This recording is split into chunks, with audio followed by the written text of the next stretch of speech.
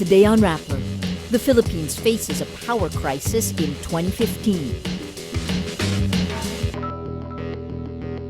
The Philippine military apologizes for the coup scare triggered by tanks on EDSA. And 8 months after Haiyan, more than 14,500 survivors still live in tents. Hello, I'm Maria Ressa. Welcome to Rappler, your social news network. The Philippines faces a power crisis. Demand for electricity in the hot summer months of 2015 is expected to exceed supply. Energy Secretary Carlos Jericho Padilla says blackouts, which could last weeks, will hit Luzon unless the government takes crucial steps to mitigate the problem. One proposal is for President Aquino to declare a power emergency provided under the Electric Power Industry Reform Act of 2001. This will give the president the authority to fast-track new power contracts to meet the short-term demand. But critics say granting emergency powers to the president has been tried under former President Fidel Ramos, and it led to high energy rates. Senator Sergio Osmeña says the emergency powers would allow the president to, quote, do everything and anything, but assures Congress, quote, is going to put limits. The Philippine military apologizes for any alarm caused by 2 convoys of military vehicles on EDSA Wednesday. They included armored personnel carriers.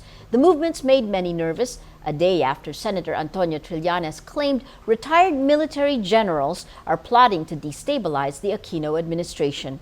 Military spokesman Lieutenant Colonel Ramon Zagala says the convoys are part of, quote, authorized logistical movements of the armed forces of the Philippines. The convoys were on EDSA Wednesday morning, one from an unidentified camp in northern Luzon, another from an unidentified camp in southern Luzon. Zagala says both convoys were carrying, quote, mission essential supplies, and apologizes for the alarm it may have caused. Trillanes, a former lieutenant in the Philippine Navy who once attempted a coup against former President Gloria Arroyo, says destabilization plots will not likely succeed under the Aquino administration. Like past years, happy was the dominant mood on the Rappler mood meter during President Aquino's State of the Nation address. But data shows people were noticeably less happy with the president's message in 2014 than they were a year earlier. Happy got only 52.8% of the Sona mood meter votes this year, compared to 65% in 2013. There were 3 times more angry votes in this year's Sona compared to 2013.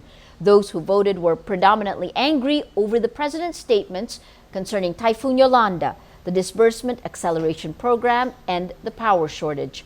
In particular, 53% of those who voted were angry over his statements on the cabinet's performance during Typhoon Yolanda. The angry mood got 25.5% of all 2014 Sona mood meter votes, compared to only 7% in 2013. In actual numbers, angry votes were 3 times as much this year compared to that of 2013. The president's statements that received the most happy votes were his reference to his father, Ninoy Aquino, the credit rating upgrades, improvements in aviation security, praise for Albay and the role of local governments in disaster management, military modernization, Department of Education programs, and his appeal to his followers. Senator Jinggoy Estrada denounces attempts to transfer him to a regular jail. In its motion, the prosecution said the PNP Custodial Center is not a jail as defined by law. Estrada also says it's not true his detention at Camp Cram is a form of special treatment. In his reply before the anti-graft court, Estrada says he deserves to be treated differently. Lawyer Jose Flaminiano argues Senator Estrada is not an ordinary citizen. He says aside from being a senator, he is the son of a former president, a member of the former First Family, and a former mayor of San Juan City. He is a high-risk, high-profile detainee. Flaminiano adds his client's transfer to a jail facility may endanger his life.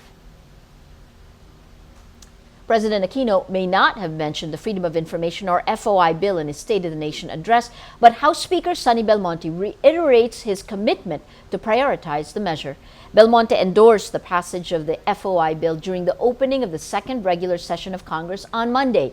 Deliberations on the bill had moved at a snail's pace, stuck at the level of the Technical Working Group of the House Committee on Public Information.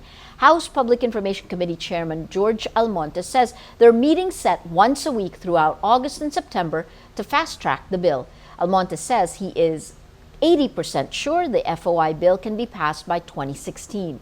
In the 15th Congress, lawmakers failed to take up the bill on the floor after it passed the committee level. The Senate passed its version of the FOI bill last March. More than 14,500 survivors of Super Typhoon Haiyan, or Yolanda, still live in tents as of Wednesday, 2 days after President Benigno Aquino praised his administration's efforts to help Yolanda's survivors. More than 6,000 people were killed in November 2013.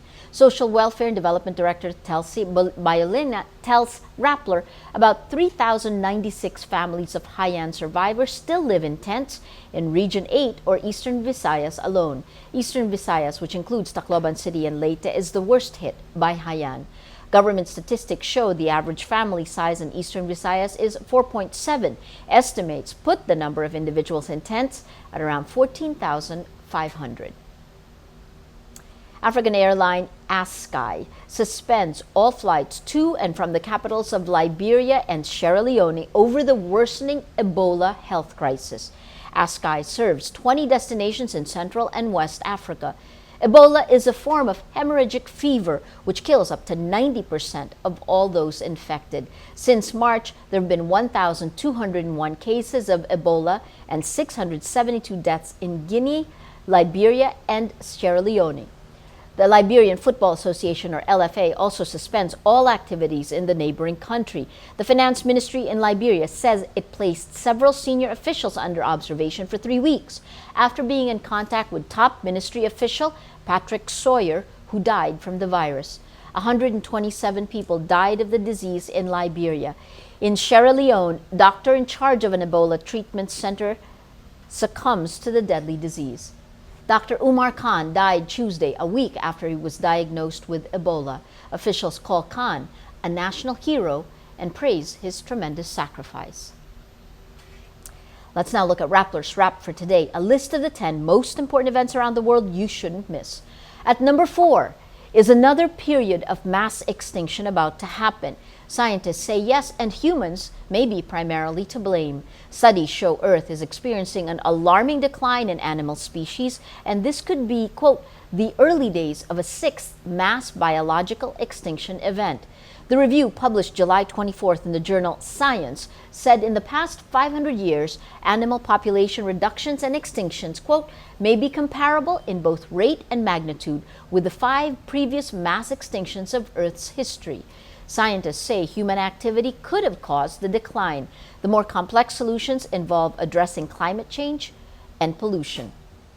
At number 6, more than 1,280 people in Gaza are killed after more than 23 days of fighting. After a failed truce last week, the Palestinian Liberation Organization expresses readiness for another ceasefire, but the Israeli government warns the public that fighting could be prolonged. Fears of a humanitarian crisis mount over the lack of electricity in Gaza after its lone power plant was attacked. There are long lines for basic supplies like bread. Water pumps in the city also stopped working. And at number 10, tourists in Paris for summer are greeted by a shocking sight. Rats surface from the canals and sewers of the city to take advantage of food scraps tourists throw away. An official of a pest control firm estimates there are at least 2 rats for every Parisian. For the full top 10, visit Rappler.com's The Wrap. Gilas Pilipinas receives a warm welcome from Miami's NBA squad. The national squad is in Florida to prepare for the upcoming 2014 FIBA World Cup. 4-time defending NBA Eastern Conference champion Miami Heat welcomes Gilas to South Florida on its official Twitter account. Gilas head coach Chot Reyes says he hopes the Heat can visit the practice. National team players L.A. Tenorio, Jason Castro, and Bo Belga meet and take pictures with the Heat's new forward, Luol Deng. The Heat's head coach, Eric Spoelstra, is half Filipino. Every story on Rappler has a mood meter, which gives you 8 emotions to choose from. Click how you feel and your vote comes down to the mood navigator in the middle of the front page. That crowdsources the mood of the day. It also gives you the top 10 stories that have affected our readers and viewers the most emotionally. If you take a look, these 10 stories have gotten the most number of votes on their mood meter in the last 24 hours. We see here, just a short while ago, the Ebola doctor in Sierra Leone dies of the virus. You have a whopping 87% sad. Earth's 6th mass extinction imminent. This is the report in Science magazine journal. You see 56% afraid. Strangely, 18% happy. That green pulling out the mood of the story that's gotten the most number of votes in the last 24 hours. Story that came out last night. Pope sets the Philippine trip to January 15th to 19th. Again, interesting mix. 30% don't care, 45% happy. That green bringing out the mood of the day. Today, most people are happy. That is Rappler's Newscast for today, Wednesday, July 30th, 2014. Visit Rappler.com and watch our newscast Monday to Friday. Tell us how you feel on our mood meter and help us crowdsource the mood of the day. I'm Maria Ressa. As we say at Rappler, tomorrow begins today.